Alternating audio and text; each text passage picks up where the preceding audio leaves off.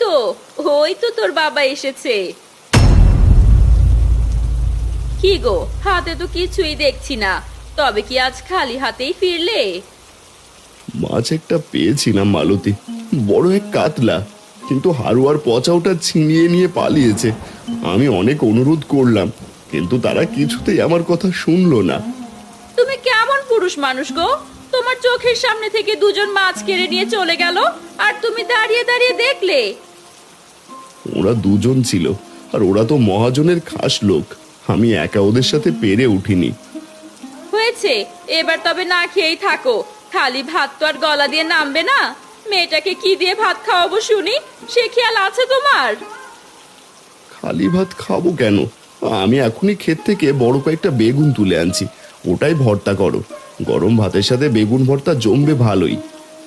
ও বাবা, আমিও তোমার সাথে আমাদের বেগুন তলায় যাব। বাইরে খুব কাদার বৃষ্টি, তুই ঘরে থাক, আমি একাই চলে যাচ্ছি। না বাবা, আমিও যাব তোমার সাথে। আমি তোমার ছাতা ধরে থাকবো, তুমি বেগুন তুলবে। আর এখন আগে গামছা দিয়ে পুরো শরীর মুছে তারপর বের হও। ঠিক আছে মালতী, গামছাটা নিয়ে এসো তো। দেখো বাবা, আমাদের খেতে কত বড় বড় আর চকচকে বেগুন ধরেছে। একটা বেগুন ভর্তা করলেই আমাদের হয়ে যাবে।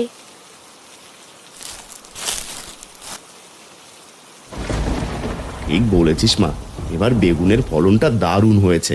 তোর মাকে বলবি ভর্তা করলে অনেক স্বাদ লাগবে।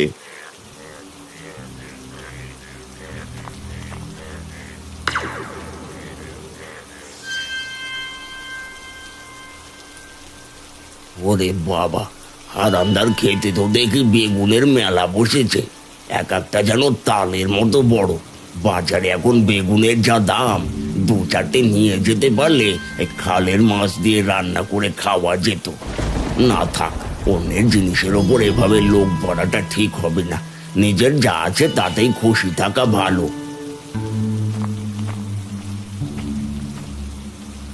বাবা, ওই দেখো গদাই কাকা কেমন অদ্ভুত ভাবে আমাদের বেগুন গাছের দিকে তাকিয়েছিল। ও কিছু না রে মা, একদিন কিছু বেগুন তুলে তোর কাকাদের বাড়িতেও দিয়ে আসিস। এখন চল, অনেক বেগুন হয়েছে, এবার ঘরে ফিরি, মা অপেক্ষা করছে।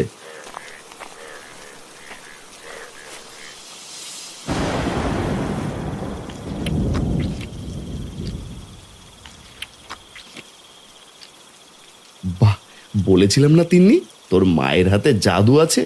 ভর্তাটা জানা হয়েছে।